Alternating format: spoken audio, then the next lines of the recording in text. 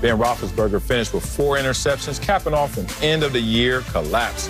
Pittsburgh lost 5 of their last 6 games after starting off a perfect 11-0. Bucky is in the building, but Acho, who's at fault for the Steelers' collapse? Man, I'm going to say something that people aren't going to like, but again, psychologically, physiologically, it's going to be true. I'm going to say Juju is at fault for the Steelers' collapse. And the reason I'm going to say that is because, again, unless you think it's coincidence, then there might be something to this. Juju, tick-tock, tick-tock, tick-tock, all of a sudden stops tick-tock dancing. Oh, the Steelers go out there and beat the Colts. Ben Roethlisberger, he balls. But like we said last week, Juju stopped tick-tock and then he reverted to slick-talk. He comes out there and says, the Browns is the Browns. Again, I've tried to tell y'all, Juju poked the bear. He didn't poke the bear, he poked the Browns, and he woke them up. Juju, why would you give grown men who are paid to go out there and inflict pain on you and your teammates any increased motivation? Now, some people might say, Acho, you're an idiot. What Juju said had nothing to do with Ben Roethlisberger's turnovers. Well, again, I got my master's degree in psychology, and I paid attention in physiologically, so let's talk about it, people.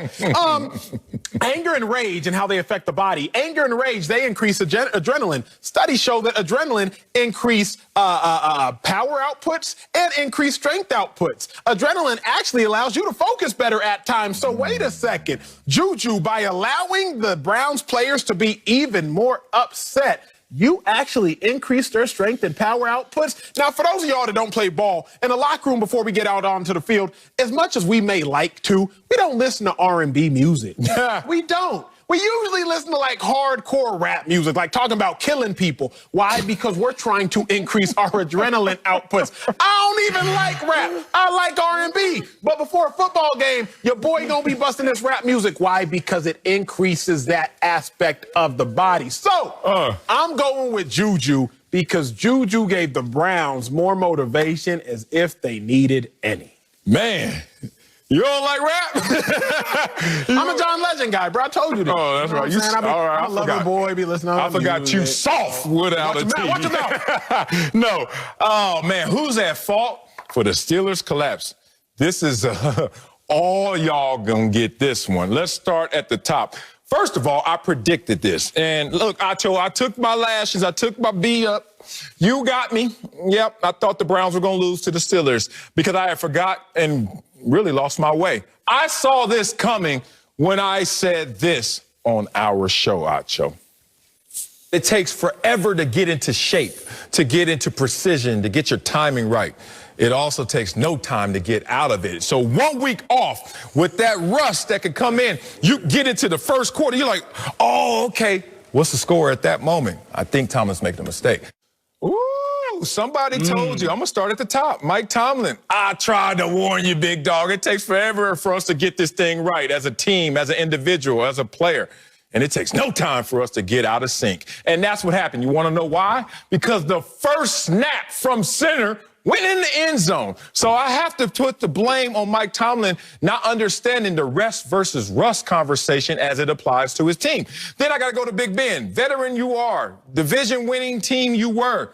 Oh, Big Ben, you got to know better in these moments, man. Just go out there. Because as soon as coach says, Big Ben, you're off because I'm trying to protect the body with rest, you're also going to have an impact and an effect on the mind with rust. And we saw it the first half. Ben had, what, 3 turnovers in the first half, 4 in the entire game? It's just like, what is going on here? They forgot their way, just like I forgot my way about this Steelers team. 11-0. Then after they beat the Baltimore Ravens, I finally said, look, I know that the record says they're perfect. They're not a perfect team, but I got to believe in them. Then they went on a 3-game losing streak, but then they had a second half against the Colts, and I said, okay, everything is fine. But then you go out there and you rest. And that rest turned to rust. And like you said, Acho, my last point is Juju. What the hell are you doing?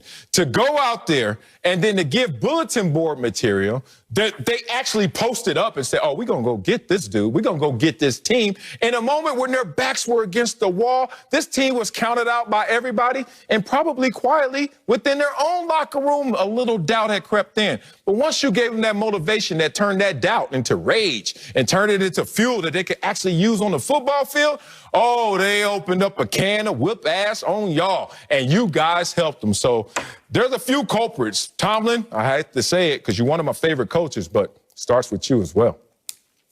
Yeah, no, it's funny because I am a huge Mike Tomlin fan. I think he doesn't get enough credit for the success that they had in Pittsburgh. But there's an old saying where you're either coaching it or you're allowing it to happen. Talk about And when it, I bud. look at the Pittsburgh Steelers and all of the stuff that they had done,